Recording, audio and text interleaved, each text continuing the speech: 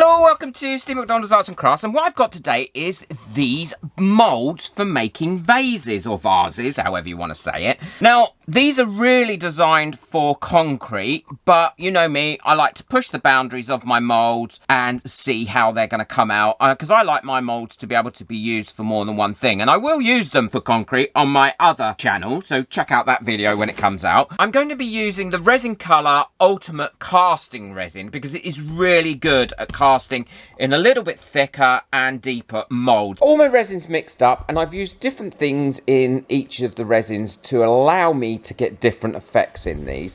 And they do pour, and they're very sturdy, these moulds, so they don't wobble around when you're pouring in them. I'd just like to say a quick thank you to all my members whose names are coming up now. If you'd like to benefit from the perks of the live streams, the members only videos, and the brilliant Facebook community that we've got for members, then the link for that is in the description below.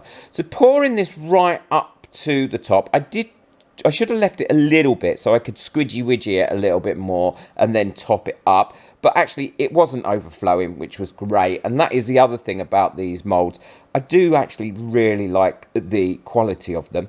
Topping this right up to the very top, tapping it to make sure I've got no trapped air around the edges and giving it a little bit of more of a squidgy widgy. Now this one I'm going to use glitter, because why not? I love glitter, and I do put quite a lot of glitter in it, but if you buy your glitter in larger pots like this, it's actually really cheap.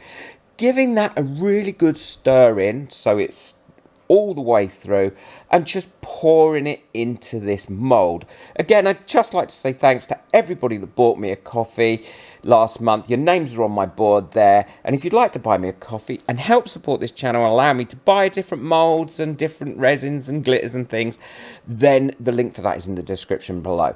Tapping it, giving it a good old squidgy widgy, and then again topping it up. Now the next one, I really want to try and get some sort of ombre effect going on.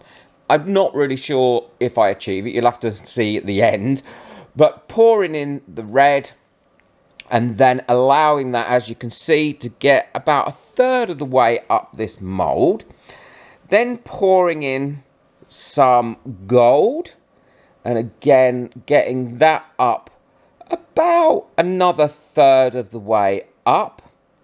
And what I'll do is I will then scrape the bottom using a stick so that isn't there and it's all into the area. There we go, getting rid of that because I don't want to pollute the colour that's going to go on that. And then the next one is a really bright, vibrant, kind of yellowy gold, and pouring that right to the top as well. And again, I will go through this and do some squidgy widgy. I love the shape of this mould. Look how bright those colours are. They are beautiful. And I will link those in the description below. Going over it with my long neck lighter, never a torch. I always say this because you don't want to be burning your mould, but there weren't many bubbles there, and leave this to cure overnight. The vases are all nice and cured and have gone lovely and hard, and I'm quite looking forward to seeing how well they come out. And they're coming, this so far, coming out the mould really easily.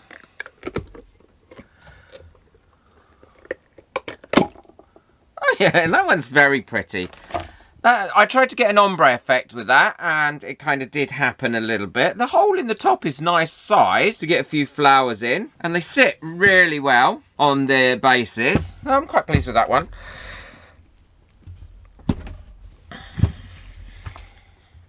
I'll definitely be making some of these out of some concrete and plaster and things on my other channel, so check that channel out. Oh, that one, I do like that. Now that's really pretty. Of course, look at all that glitter. Although I've got a bit there where there is no glitter, so it's sunk down a little bit and stayed on the base. But that in itself is quite pretty, I think, the look of the glitter on there. They're very good moulds, and they are easy to do mould. And this is the one that I did with the translucent pigment.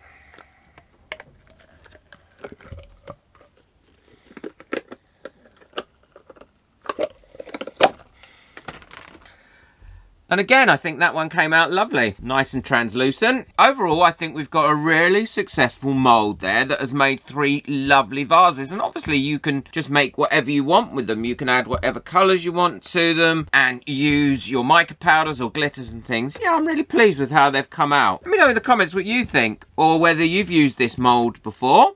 don't forget to boop that like button, because it really does help my videos to get out there. And also, hit that subscribe button and the notification bell so you don't miss out on any of my future videos. I will link everything that I've used today in the description below, so if you want to get hold of these things, then you can get hold of them quite easily. Take care, enjoy your resin, bye.